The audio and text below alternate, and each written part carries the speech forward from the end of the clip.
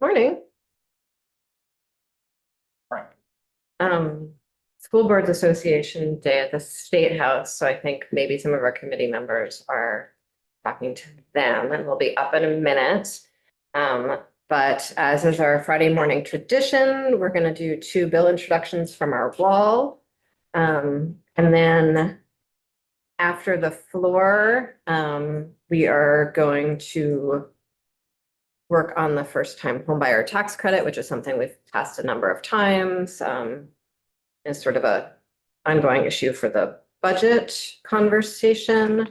And then after lunch, there's time for people to finish reading their reports. And if we have extra time this morning, we'll have a committee discussion. It's unclear how long the floor is going to take.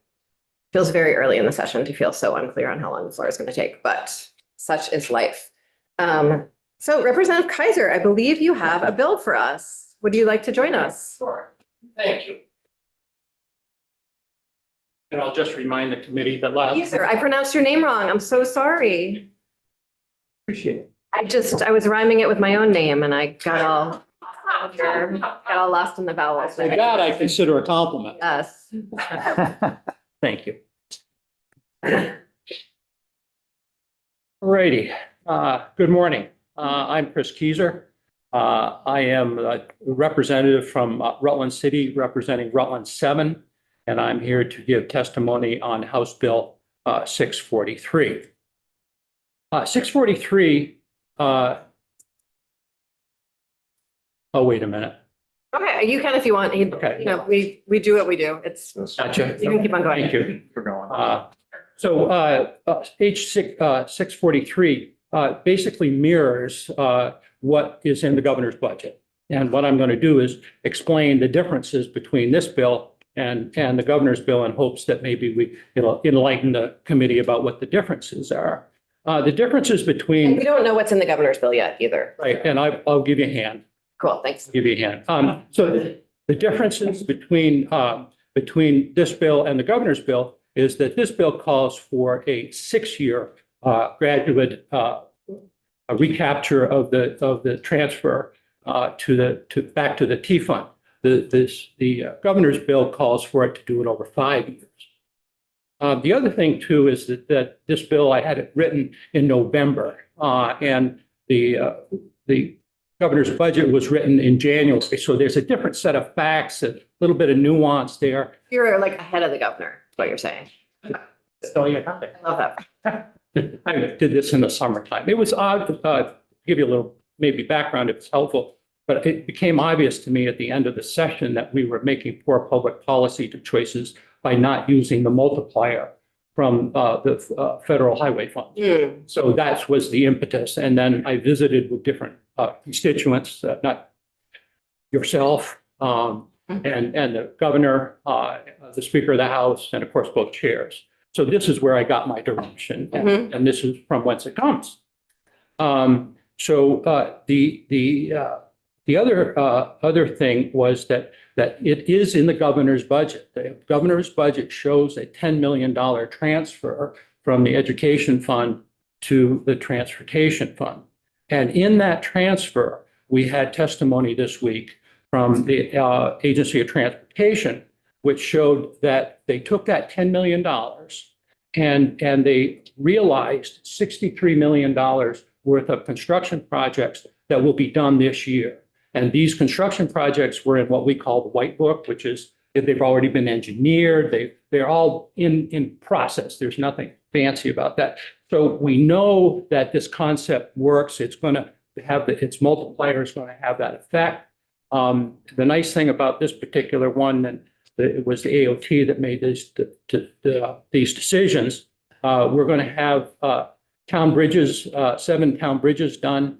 We will there's 7 jobs on town bridges. There'll be 4 portions of the interstate that will be paved out of that. There'll be 5 jobs in town paving, and then there'll be some tree cutting on the interstate. So we know that it works. The other thing about the governor's budget, that it keeps the same concepts, but because it's in the budget, it has a structure for execution. So frankly, I think it's probably a better way to go than bill that I have in front of you. Now, we all understand that really the discussion here probably is about the property tax. Property tax is 156, 170. And so after talking with an email exchange, excuse Sorry, me, can you say that sentence again? yes. So the property tax is, Currently, the property tax is 156 for homestead and 170 for non-homestead per hundred. Okay, so that's the basis. And by the way, we have to be very careful with this because it's like linear calculus. Every point in time produces a different number. yeah, So you have to be, so I've just warned the committee. That's what I found out when I was talking with Julia Richter of JFO about trying to understand what I was doing. yeah. And so that was explained to me. Now, it's a question of degree. So we're not going to see a large degree change. It's just whatever, because there's so many inputs into the education fund that you change one, something's going to else change. So, and because of revenue, actual revenue versus projections, you're going to get different numbers. So, but it's still in the ballpark, and this is what the current rate is set at. So after talking with Julia through email with Julia Richter, what I found was that JFO assumes the $50 million transfer would increase the property tax 3%. Those numbers that I just gave you would increase them 3%. Now, in the governor's budget, what it calls for is a 5-year phase-in or a 20% per year. That would equate to a 0.6% increase in the property tax rate, all things being equal. Well, yeah, okay. Pardon me, I'm sorry. You look confused. Anyway. I'm doing math in my head and then math always happens in that corner for some. Gotcha. Okay. I'm trying to be clear.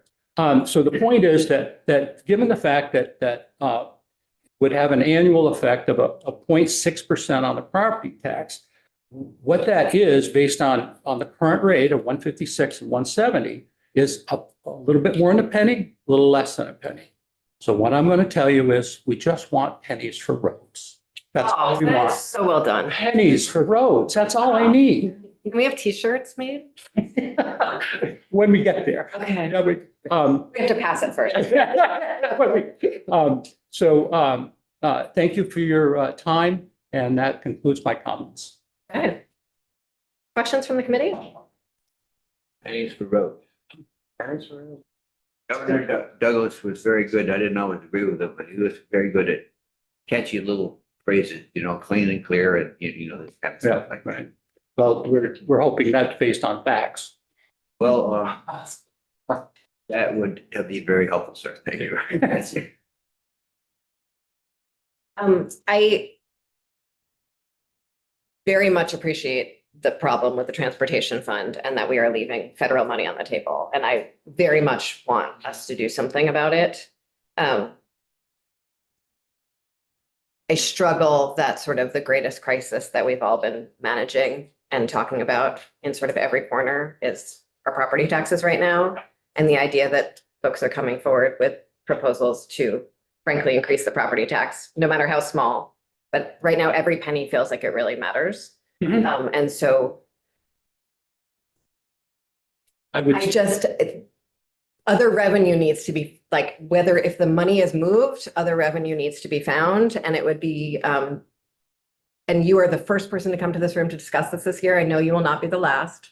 So I'm sorry, but it would be lovely if these proposals would include whatever the revenue would be used to replace that, Right. or whatever the cut would be, or whatever it is. But right now, the proposal as it is, just You raises don't have enough property facts. taxes. You really don't have enough facts. And in fact, what you'll need to do, I believe, is, in my opinion, is to look at the governor's budget because there are so many comings and goings, and that's why I made the reference to linear calculus. No. But anyway, that's the other point I think we should make, and to your point, Chair, is that there are a lot of different proposals. There's one in the Senate that wants to freeze property taxes. And so you're going to see a lot of stuff come through here. But I thought it would be important to get a sense of what the magnitude of what we're talking about for the transportation. And so that's where I've come up with pennies for roads. Thank you. Anyone else? Thank you very much for your time. Thank you.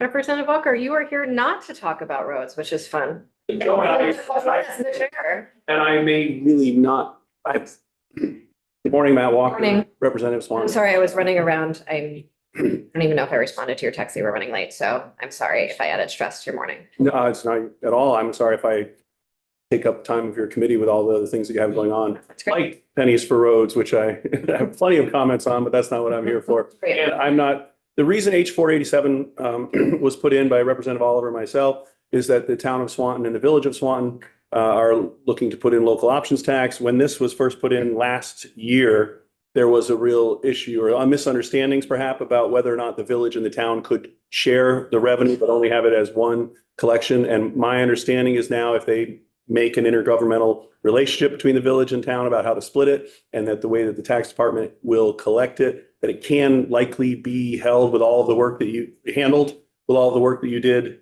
the previous biennium. So I put the bill in at the request of the town and the village at the beginning of last year. And I'm not 100% of how the machinations will work to make that work. But my understanding is your committee did a lot of work on this before and that they may be able to settle it. It is going likely or is going to go on to the ballot in Swanton Village and Town in March. And they haven't concluded an intergovernmental agreement, but all of that is developed and being worked on as we go. But you would know better than I, and I'm still getting a couple of answers on it, that I appreciate all the work the committee has done, but I believe, unlike when I put the bill in, that it is possible to do this. Okay.